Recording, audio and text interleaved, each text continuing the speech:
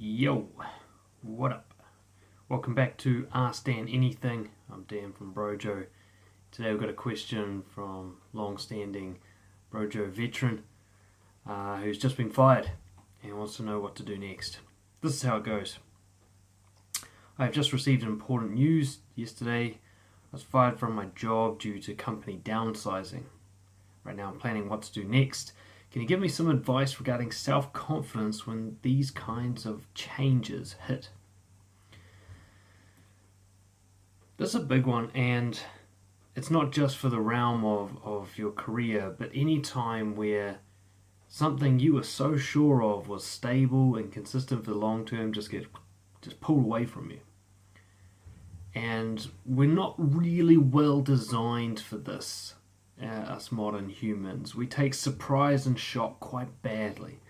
I always say, if you want to see the worst in someone, give them a surprise, like give them a fright. You'll see the very worst reaction they're capable of.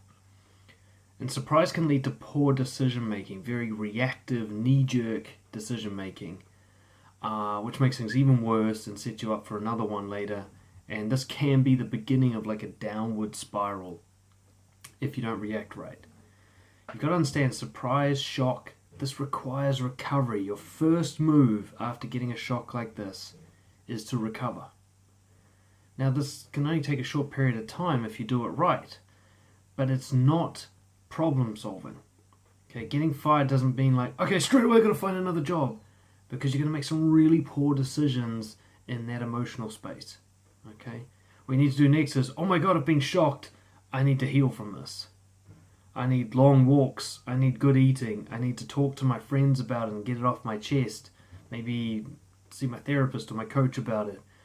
I need to read a book and relax and take some time out for myself. Even if it's a few hours or a few days, the first reaction's got to be recovery.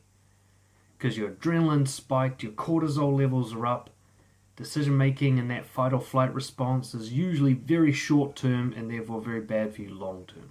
That's point number one. Let's look at this more philosophically. What the Stoics would say essentially is that everything is to your benefit.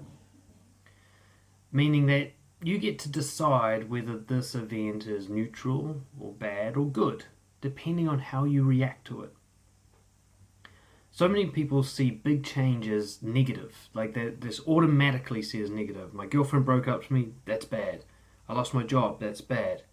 I've injured my leg, that's bad.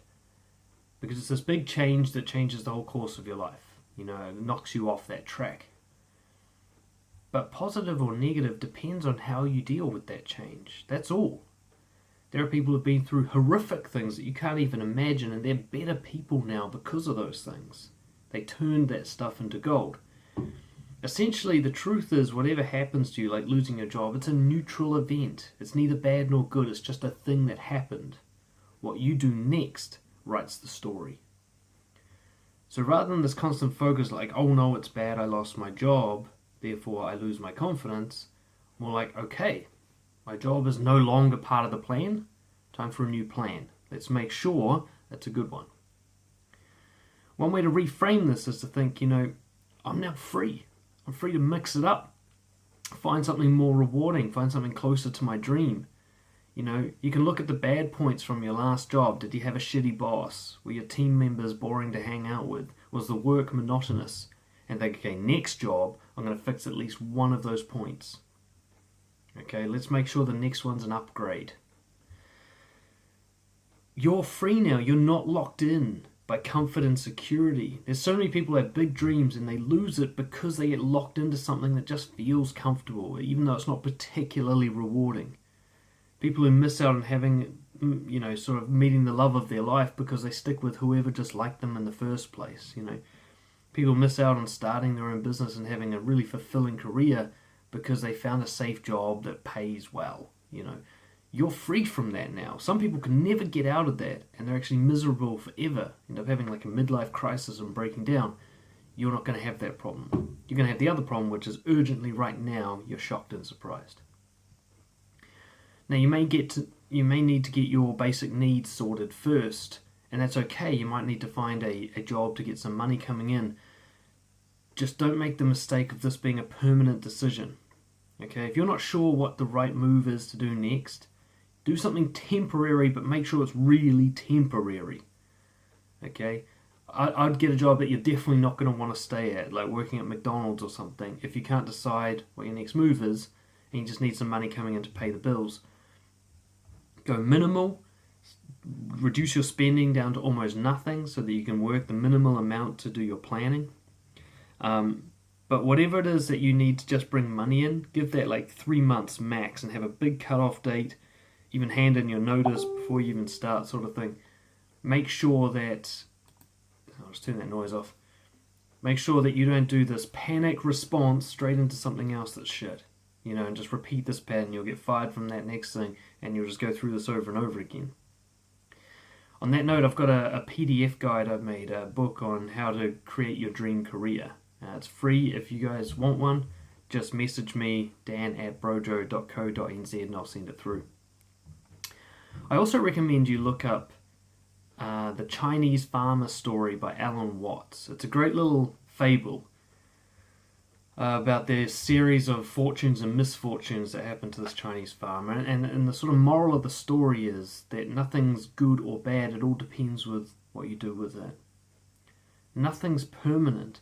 And when you go into your next move, your next job, you need to plan accordingly. Learn from this experience. There is no such thing as a safe, guaranteed job, okay? There is no company that will never downsize or never fire you.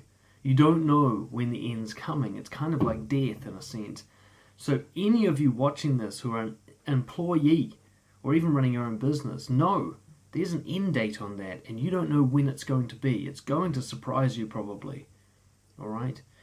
The old school way of working at the same place until you're 65, that is gone. That doesn't exist anymore. Companies come and go like that.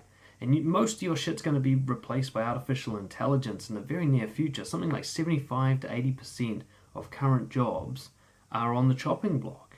Be prepared for yours to go. The best skill you can develop is to be adaptable. So when you start a job, you should already be planning your escape hatch, your pivot. If this job falls down, what am I going to do next? That should already be in place before you even think of leaving a job, before it even happens. So you don't have to be reactive. You can just be like, okay, initiate plan B as soon as it happens. Hope that helps. Subscribe to the channel if you like that and want more info.